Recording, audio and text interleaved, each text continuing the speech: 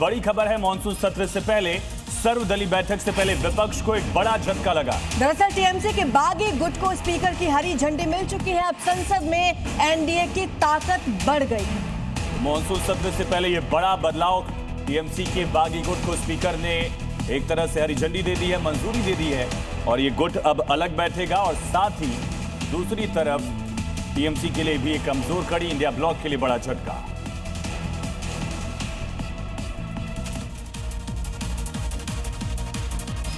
बीस जुलाई से शुरू होने जा रहे मॉनसून सत्र से पहले केंद्र सरकार ने सर्वदलीय बैठक बुलाई है और इसका एजेंडा है सभी पार्टियों की सहमति से संसद को सुचारू रूप से चलाना, ताकि बिना किसी हंगामे के अहम मुद्दों पर चर्चा हो।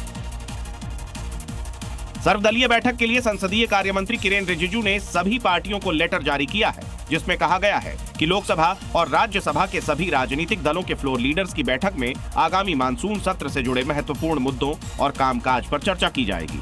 इसके साथ ही बैठक में कई राजनीतिक मुद्दों पर भी चर्चा होने की संभावना है, जिसमें राम मंदिर दान चोरी और जंतर मंतर से सोनम वांगचुक को जबरन अस्पताल ले जाने का मामला भी विपक्ष उठा सकता है।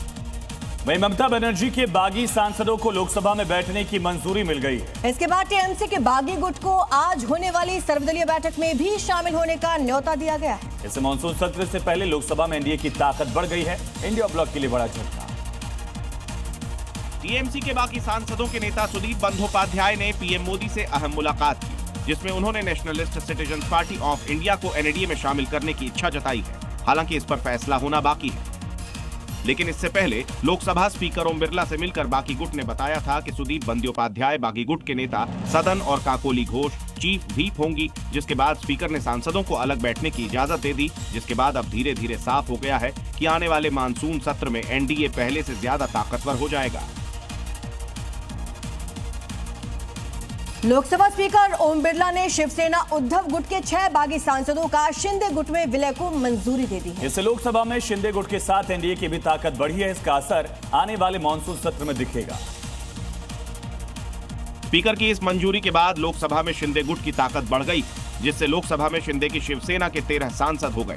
शिंदे गुट को लंबे समय से इस विलय का इंतजार था, जिसका उद्धव गुट लगातार विरोध कर रहा था, लेकिन स्पीकर की मान्यता के बाद शिंदे ने विपक्ष को आत्ममंथन की सलाह दी है। जो लोग आरोप करते हैं वो तो उनको पैसे के सिवा कुछ दिखता ही नहीं, क्योंकि वहां पर लेना बैंक है, देना बैंक नहीं है। और निश्चित रूप से मैं एक बात कहूंगा कि उनको व्यक्तिगत स्वार्थ के लिए वो लोग नहीं आए।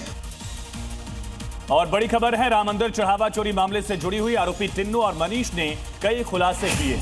जमीन से लेकर कंपनी से जुड़ी जानकारी हासिल हुई है, ठेकेदारी फार्म की भी जानकारी मिली है। साथ ही अब इसी जानकारी के आधार पर आगे जांच की जाएगी। तो एक कंपनी से जुड़ी जानकारी है, जिस कंपनी की तरफ से कई ठेकों को लेकर भी आवेदन दिए गए थे। इससे जुड़ा बड़ा खुलासा हुआ है। टिन्नू और मनीष से लगातार पूछताछ जारी। तो राम मंदिर चढ़ावा चोरी मामले को लेकर लगातार दिन ब दिन खुलासे होते जा रहे हैं और अब टिन्नू और मनीष से जुड़ी संपत्तियों के खुलासे हुए, कंपनी और जमीन से जुड़ी जानकारी मिली।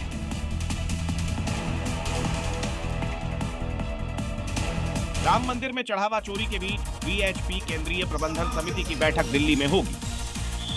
छतरपुर में होने वाली 2 दिन की इस बैठक में करीब 150 से अधिक लोग शामिल हो सकते हैं। पहले यह बैठक अयोध्या में प्रस्तावित थी, लेकिन चंदा चोरी की घटना के बाद इसका स्थान बदलकर दिल्ली कर दिया गया। मीटिंग में सबकी नजर इस बात पर होगी कि वीएचपी चंपत राय और डॉक्टर अनिल मिश्रा को लेकर क्या निर्णय लेता है। राम मंदिर में चढ़ावा चोरी के आरोपों से संघ सहित वीएचपी पदाधिकारियों में जबरदस्त नाराजगी है।